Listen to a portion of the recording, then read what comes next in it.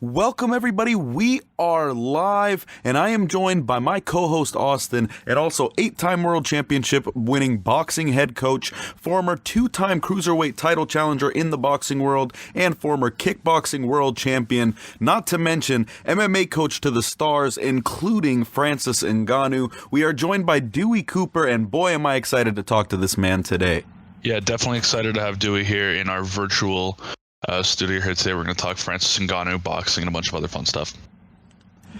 What have you got going on inside and outside of combat sports right now? I was recently looking through some of your Instagram stuff, and I saw a lot of girls' basketball stuff, and I was wondering, what is that? So what have you got going on both inside and outside of combat sports? Well, I'm very busy. I have a lot of fighters that I train. I'm the head coach for. Guys like heavyweight French boxing champion Carlos Takam. We were very close to finishing a fight with against Tyson Fury for that December 5th slot, but negotiations don't seem like they're going to go through now. Also, I trained Francis Ngannou. I trained Kevin Lee's little brother, Keith Lee, who's fighting in Bellator this week. So many other fighters. Rocky Morazan, my undefeated 16-0 featherweight boxer. He's fighting in December. My amateur standout MMA fighter who's going pro. He was a 2-time Tough Enough champion. That's like the top amateur MMA league in the country. Twilight Timmy Kwamba, he's fighting in December. I got so much stuff going on. I got like 4 guys fighting in the month of December. Keith Lee is fighting in Bellator this Thursday. And of course, Francis is staying in the gym training. Francis Ngannou, he's training. And I got the new UFC fighter from Congo, Dalcha champion. He's fighting against Carl Robertson, the 12th of December in the UFC. So we're in the middle of his training camp right now also. So, it's a crazy next 4 weeks for me, but this is what we do. We love it. And also the videos you alluded to with the girls basketball. This is my 15-year-old 10th grade daughter. She's on the varsity basketball team. I help train her and keep her in tip-top shape, etc. So, my life is full, completed. I'm very happy about it. That is really incredible, man. It sounds like a busier schedule than most people from before the pandemic. So what is a pandemic, man? I really appreciate seeing you also put in some work with some girls basketball. My wife was really big on playing basketball, and she was actually really good throughout school. And it's really nice seeing people work it forward in another sport to go with the combat sports that you affect as well. It is really neat seeing all that. One other thing very important that I'm doing also, I've gotten involved in the media side also.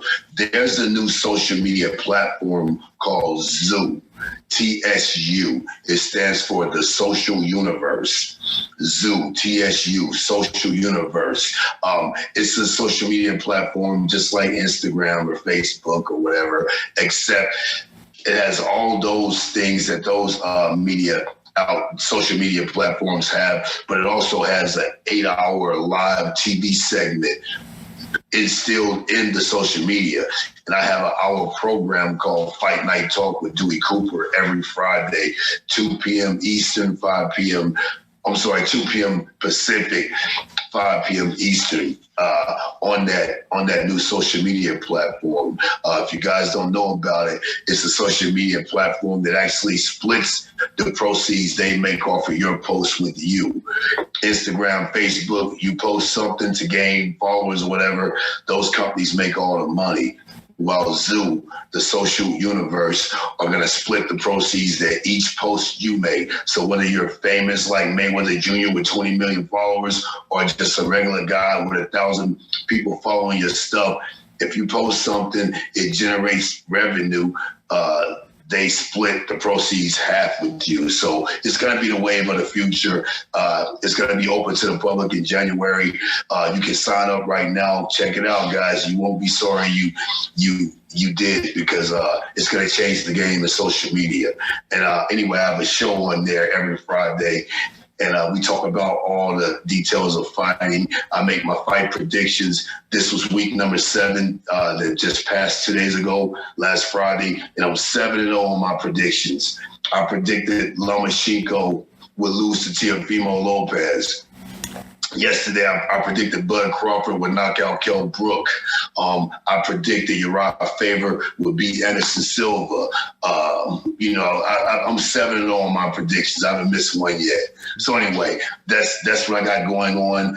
In the training, I'm very busy, but I'm getting into the media thing also, and I'm loving that also.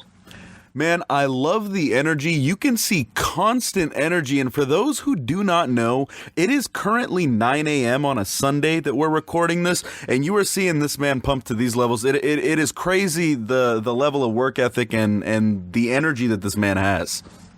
We talked an hour ago. I've been up since like 6:30 this morning, because every morning I wake up and train. Because remember, normally my normal work day starts, I drop my daughter off at school at 8 a.m. and then I go to the gym 8:30. We're training by 9 till like 5 p.m. because I got guys back to back all day.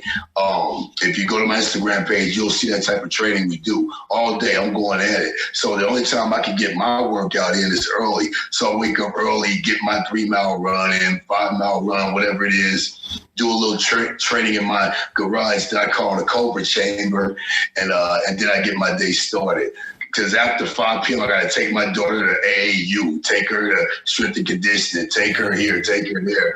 I'm locked down after that. So, yeah, I'm pretty busy. But luckily, my parents had me busy my whole life. As a kid, I did martial arts.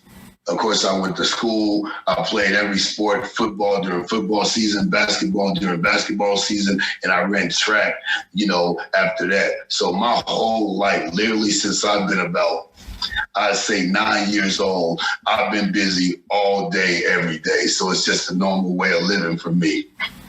Dewey, you've had a long and illustrious career in combat sports. You're an 8-time boxing world champion head coach. You're a kickboxing champion in 2 promotions. You're an MMA coach. What's been your favorite moment in your career in combat sports? If I were to close my eyes and say my favorite fight moment, I got 2. My last fight was in Dubai. I fought against Peter Orts, the legendary Holland kickboxer. Peter and I had been friends since like 2001. We fought on the same shows, but I never had the honor to fight him. Peter Orts is one of the greatest kickboxers to ever do it. It would be like in boxing how people say Ali, Sugar Ray Robinson, Mike Tyson, Roy Jones, Mayweather Jr., how you name those top 5 guys or whatever. Well, Peter Orts is definitely in those top 5 guys of the greatest ever kickboxers to ever walk this planet.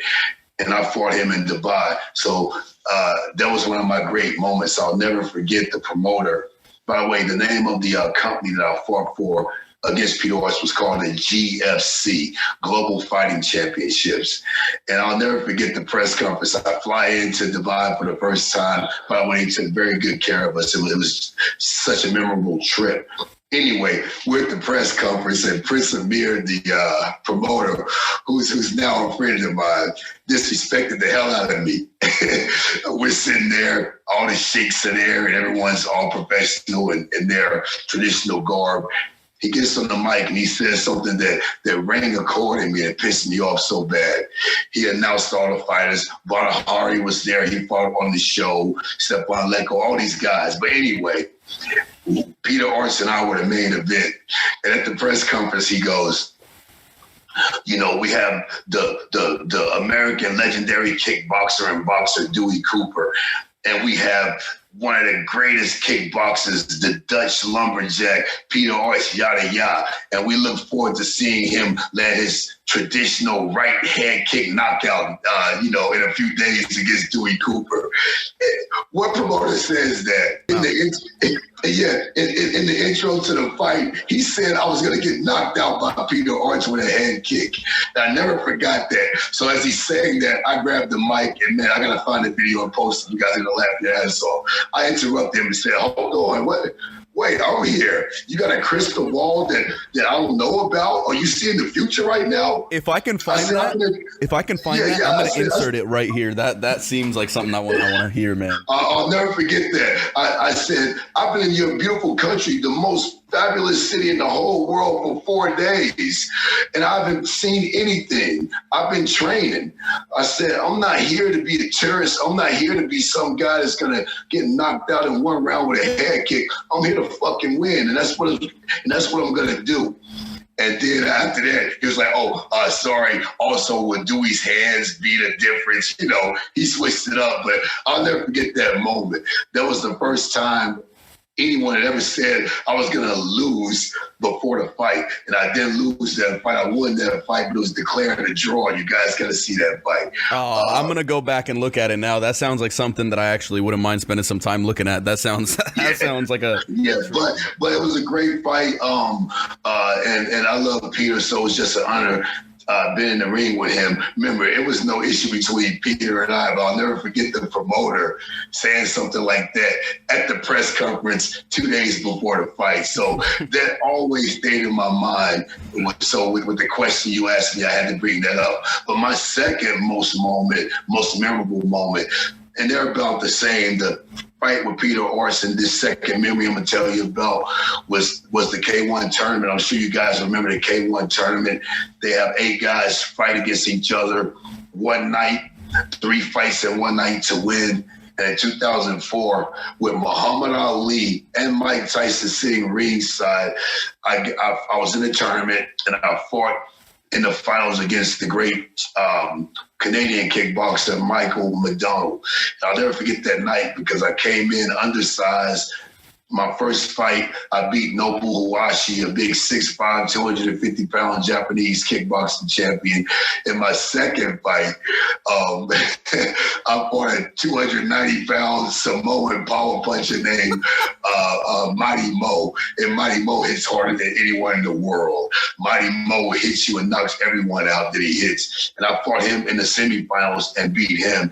And then I went on to the finals against one of the guys that I loved so much that I looked up to when I was a youngin', Michael McDonald, in the finals. And he beat me in the finals. He won the tournament, but I fought 3 times in one night, 3 full fights in one night.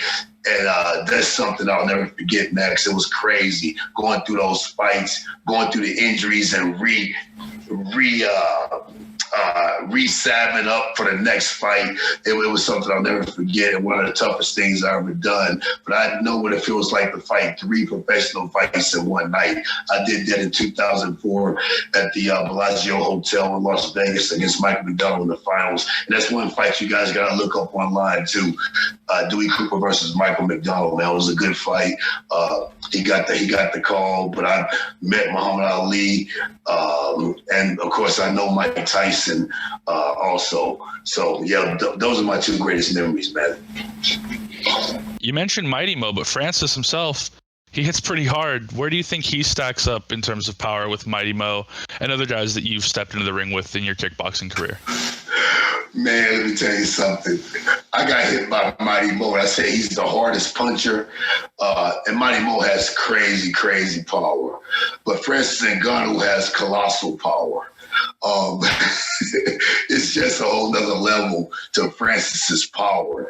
And guys, it's not just like his overhand right, but it's his left uppercut, his right uppercut.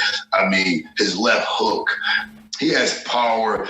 You see, a lot of people don't understand. Sometimes a fighter may have a powerful straight right, but a weak left hook, or a powerful straight right, but a weak right uppercut. Just because you punch a certain way with power doesn't mean like your hook will have power or your uppercut will have power. Francis is a rare guy who has power in every damn thing. You know what I mean? So how's holding pads for him? Hard. Say again? How's holding pads for him, man? That doesn't seem like a job I'd envy. Let me tell you something. Holding pads for Ngannou is brutal, but after fighting guys like Mighty Mo and sparring with Ray Senfu in the early 2000s when he was just a monster killing everybody, Ray's like a big brother to me and helped me out a lot way back then. We've been friends for 20 years. I'm used to that real heavyweight power. But it's grueling. I feel the shots. They hurt. It's crazy. And guys, Francis kicks harder than he punches. I'm telling you, he can kick. He just don't do it often, but he has powerful, powerful kicks and excruciating knees. He's just a powerful dude, man. If he'd grew up in the United States, he definitely would be an NFL football player. He'd be a linebacker for sure. So yeah, he has next level power. It's a whole nother level to his power, man. And he's only getting stronger and hitting harder, man. That's the scary thing. Although I'm not sure if it's a Cameroonian trait. I've been training Carlos Takam, the heavyweight French boxer from Cameroon. Him and Francis are from neighboring villages in Cameroon, and Carlos Takam got that crazy power also. So as far as MMA, Francis Ngannou is the most powerful puncher in the history of MMA for sure. And to talk more about Francis Ngannou, who is Francis Ngannou as a person? How is your guys' relationship? Does it go beyond just fighter-coach? Is it more of a friendship, or does it feel like family? Do you guys just feel like more work acquaintances?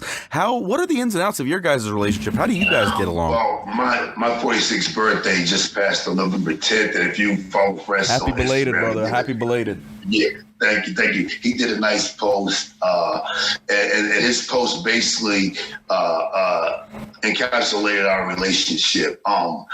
First of all, Francis is a super nice guy. I know he's scary. You know, you see him on TV punching people like he hit Overeem. I know it's scary, but outside of the fighting aspect, he's a super nice guy, man. He's kind, he's caring, he's compassionate about the social climate.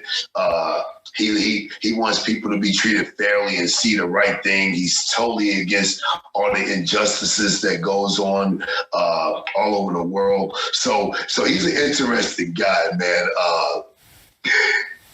The word I would use for Francis is just like a really nice guy who just has that button. You know what I mean? If you push that button, then the predator will come out. But he's a nice guy, man. Our relationship, you know, we're cool with each other. We're friends.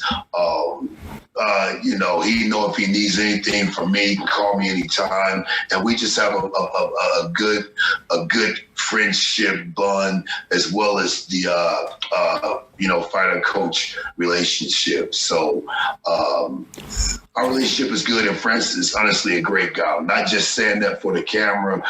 You know, he's a great guy, man. I have nothing bad to say about him. I've never heard Francis talk bad about anyone, or I've never even seen Francis be negative. And I've been his longest tenured coach in America. Since he came here, I've been coaching him and training with him. And yeah, man, he's way sweeter and nicer than what people think. It's just when it's fight time, man, he was born to do it. You know, he got that Wakanda forever power. I see it, and you gave me the perfect segue. I wanted to touch on it because his former coach, Fernand Lopez, just recently released some statements, and everything you really see of Francis, you see that he's a really nice guy. All of his interviews seem super kind. You never really hear anything negative about him, and Fernand Lopez really went on record and said that he's not who he seems, that he really is a little bit different, and that when people see who Francis Ngannou is, that they will be shocked. And I was really surprised to see it, man. It was really shocking to me. I haven't heard that. Is it in English or what? It is in English. It is in English, and I watched it again just before this. It's 160,000 views as we speak. It's by a smaller media outlet, but I'll send you a link right after this, and maybe we can touch base. We can touch base in a couple days for 2-3 minutes and see if you want to give an opinion on that. But basically, he went. Man, that's crazy. Remember when Francis first came to Vegas? He was talking to some guys about who he should train with, and my friend Forrest Griffin suggested that he train with me. He knows Francis is a boxing heavy type guy. Forrest knows I'm a world championship boxing winning coach. Forrest and I go way back from when I was fighting. We used to spar when he was fighting in UFC before the championship run. We sparred, and I was the coach of Forrest's striking coach. Forrest Griffin's striking coach was a guy named Sean Yarborough, and I was Sean Yarborough's coach. So Forrest basically kind of set it up for me to meet with Francis, and I eventually ended up starting training Francis. I'm saying that because the first fight that Francis was supposed to have with me training him was against Junior Dos Santos in Canada, and something happened with Dos Santos's. Something happened on a drug test or something weird with the commission.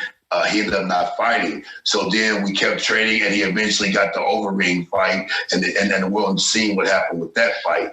But I trained Francis for, I'd say, several months, but it was always understood that Coach Lopez was also his coach, and when fight time came, Coach Lopez would come down and be the head and all of that. Be the head coach and all of that. And I was cool with that because, I'm all about what makes the fighter happy as long as I'm respected for what I do and we can make this a team thing. I'm cool with that because Coach Lopez is the guy who got him going in MMA, etc. So anyway, Coach Lopez came out to Vegas 2 weeks before the Overeem fight, and he brought Jerome Labana with him, and we all had a great time training. There was never any hostility. There was never any issues. We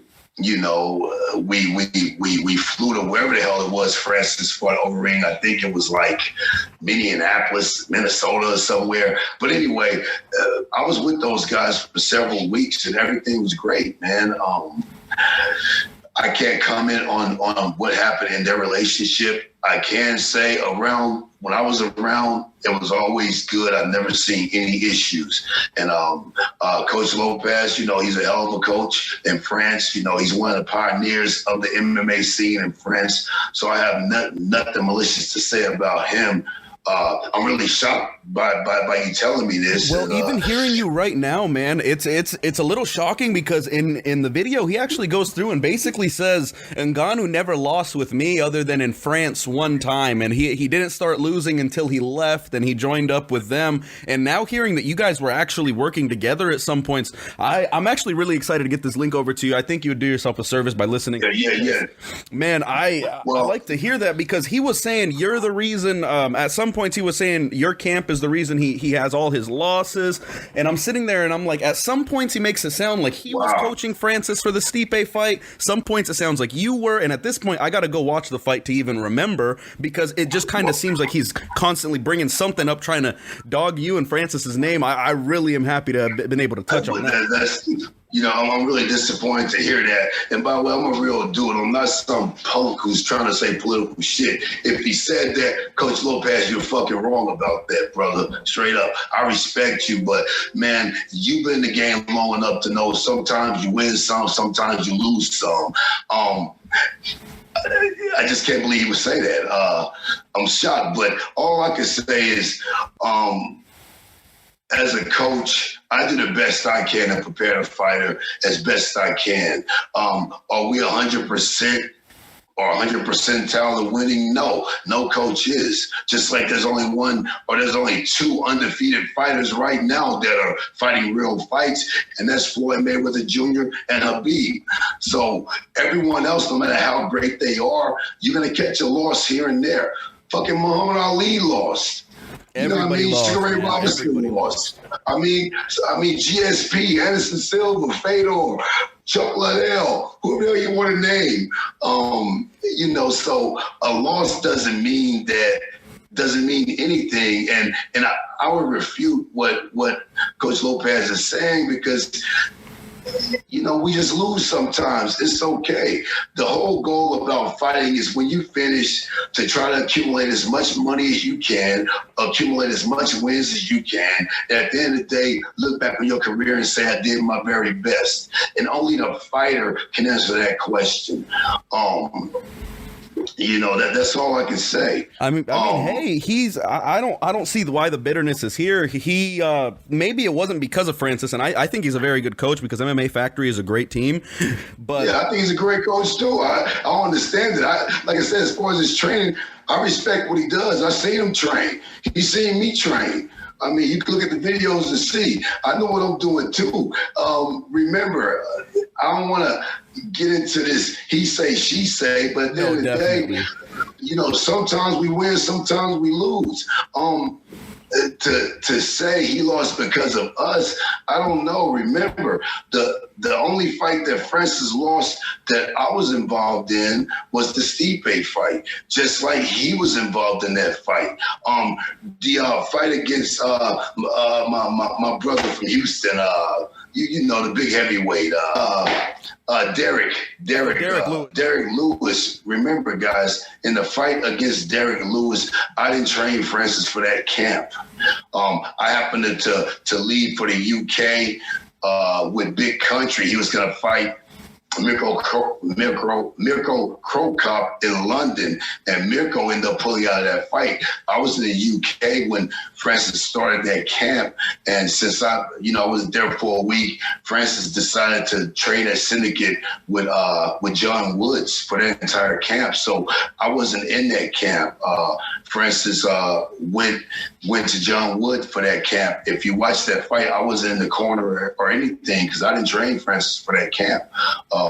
So the only loss that Francis Ngannou has had that I had a part in was the Stipe fight. I trained him for the Stipe fight. Then he left and went to France and finished the camp with Coach Lopez. That was the only fight. The Derek Lewis fight I wasn't involved in at all. I don't know why he would name call or stuff like that. But in the Stipe fight, Coach Lopez trained him also. He trained with us most of the camp, but then he left 3 weeks before the fight and finished the camp in France. Just like in the fights with Overeem, Coach Lopez came out 2 weeks early and finished the camp with him for the Overeem fight. So fighters lose sometimes, and when a fighter loses, we all lose. Simple as that. If you're in that corner the night he fought, we lost and you lost too. It's not about anything else, man. It didn't go our way, and we get better from those moments. We improve from those moments if we're real warriors or real champions, and that's what Francis is. You've seen the improvement. He will continue to excite and look good. Lopez, I'm not sure what's going on with you two, but man, you guys have had a relationship for way too long to end like that, man. It is very sad for me to see, because I've seen you guys together. I felt the relationship you guys had with one another, and it's pretty sad to even hear this stuff. Dewey, on Francis, is there anything specific you guys are working toward right now, or is it kind of just a situation where you're staying in the gym, staying ready, and waiting for that call from Dana? Well, remember, Francis is the number one contender. He's been the number one contender. He should have already fought for the belt, but we respect the trilogy or the drama with DC and Stipe. They took a lot of that time having 3 fights. But Francis has been the number one contender forever. He deserves his title shot, and he'll get it now.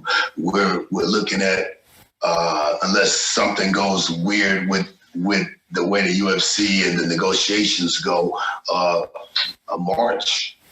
For Francis to get his opportunity to take that victory and take that UFC heavyweight championship.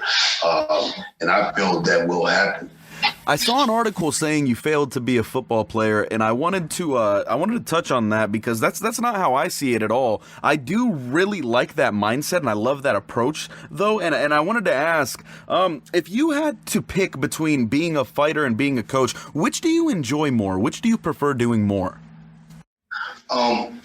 To be honest, I was fighting. I was doing martial arts before I even started playing football. I started doing kickboxing. Muay Thai was my first art at 9 years old. I was at the first Muay Thai gym ever on the West Coast. So I just love football because back then I'm still a huge Pittsburgh Steelers fan. As a kid, you're watching things on TV, and NFL Sundays was like the biggest thing you'd see.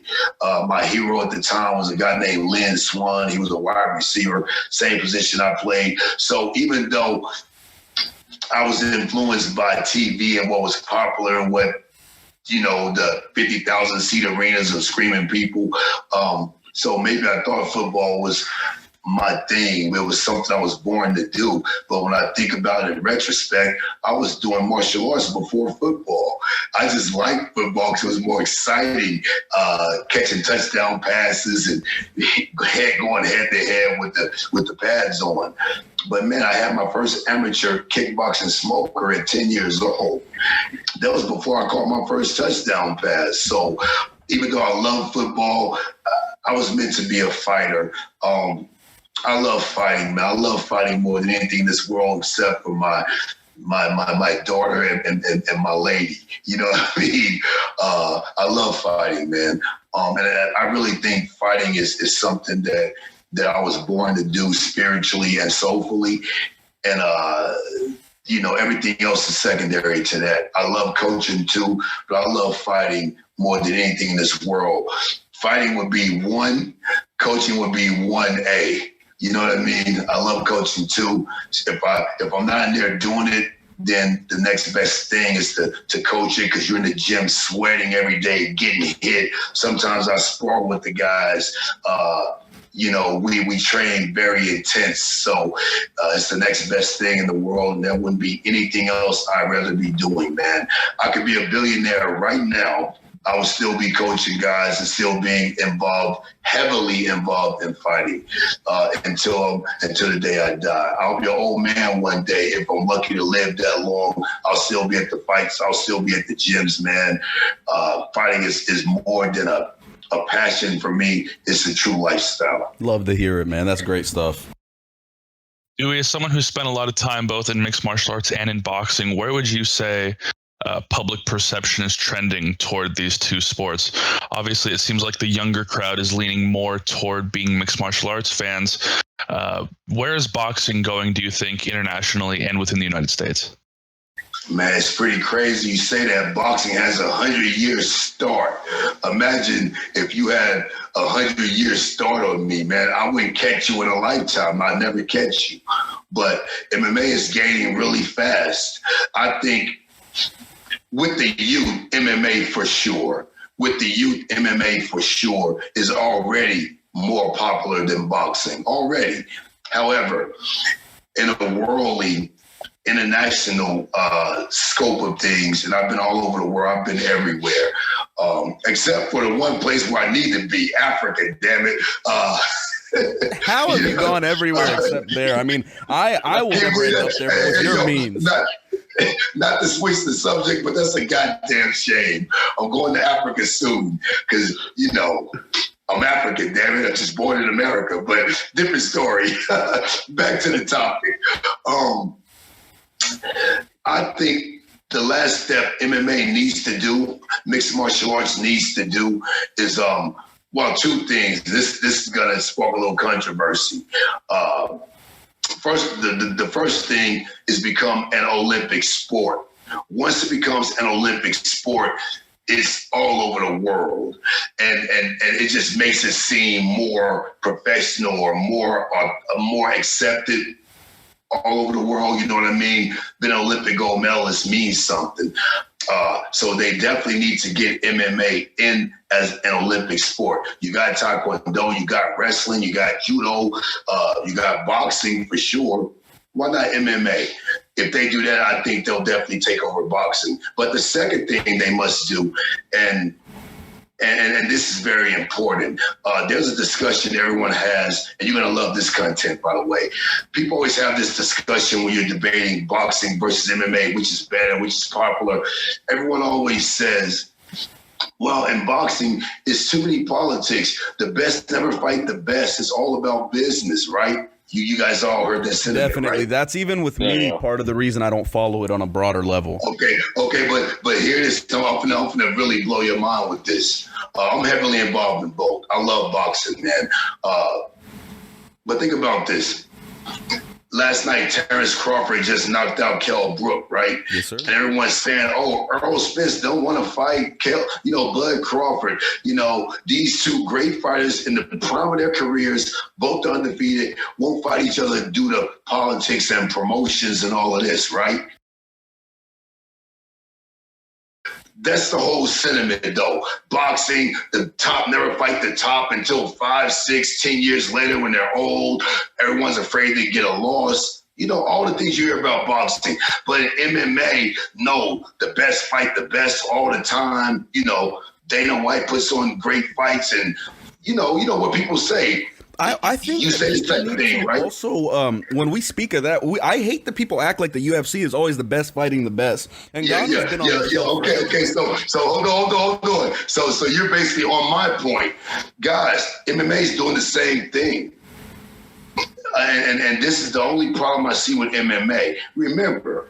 Yes, in the UFC, you have a company, a major company, the top company. Doesn't necessarily mean they have all the top fighters. And only UFC fighters fight UFC fighters, guys. So it's the same thing like top-ranked boxing only having their guys fight one another. It's the same exact thing. We're not seeing the UFC champ fight the Bellator champ, the winner of that fight the one championships champ.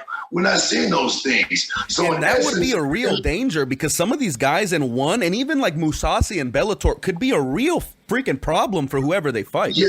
But so here's what I'm trying to tell you guys. It's the same thing. MMA is doing the same thing that boxing's doing. Top Rank don't want to fight Al Haymon's guys, and Golden Boy will fight Top Ranks guys, but won't mix and fight Al Haymon's guys. It's the same thing. It's just we call it out more in boxing. I think the UFC fighters on a whole are the best fighters in the world. But there's some guys in Bellator I love to see fight some UFC guys. And there's definitely some guys in one championship I would love to see fight some UFC and Bellator guys. Yeah, there are definitely some dudes I would actually lay money on to beat some UFC guys from those promotions. Yeah, I'm just saying everyone needs to fight everyone. If people are saying that about boxing, it needs to be the same in MMA. And that goes to my last point. In mixed martial arts, in the sport of MMA, as you know, around the world, when you say MMA, most people say UFC, like it's what it is. And people look at UFC like it's the sport of MMA. I'm like, no, UFC is just the most popular company that features mixed martial arts fighting. Most people think it's just UFC. You know what I mean? So in order to combat all those issues and not have the same issues as we have in boxing, the way people view boxing today, the best aren't fighting against the best, etc. We need to have some kind of organizing body, the World MMA Council or something. And these individual companies, yes, of course you have your champions, but it's got to be just one MMA champion, and the champs fight against the champs just to see who's the public or what. In boxing, they call it the lineal. Yeah. The lineal. Yeah, the lineal. And I hate that, but I get it. The lineal MMA champ. We need something like this because boxing gets a lot of criticism for the same thing that MMA does. MMA just markets their brand much better than the boxing promotions market their brand. But like I said, test it. Go out today and ask someone about MMA, and they'll automatically say UFC. UFC is the most popular, but there are other fight promotions with really good fighters in it, and I would love to see them fight against each other. We complain about not seeing Earl Spence fight Terrence Crawford. They're both holding titles. We complain about Tyson Fury not fighting Anthony Joshua. They're both holding titles in the same weight class. Well, we should see the same thing in MMA. We should see the UFC champion fight against the Bellator champion, fight against the One Championships champion, and then that's when MMA will definitely take over the world of fighting.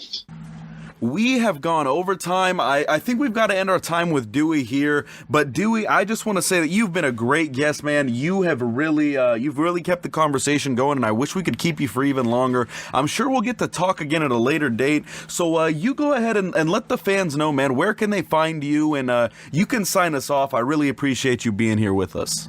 Yes, well, my name is Dewey Cooper. My Instagram is DC Black Cobra. DC Black Cobra. Cobra spelled with a K, not a C.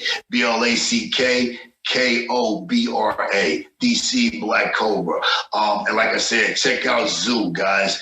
TSU. It's a new social media platform. If you go to my Instagram page, you'll see all the posts I do about it. And on my main page, there's a little blue link you can click. It'll open you up to Zoo, and you can sign in and get started. It opens to the public in January. It's going to be huge. You can get on it right now as long as you accept someone's invitation already involved in Zoo. Anyway, thank you guys for having me, man. I appreciate it. Yes, sir. I'll get you that link sent over, and you enjoy your family time.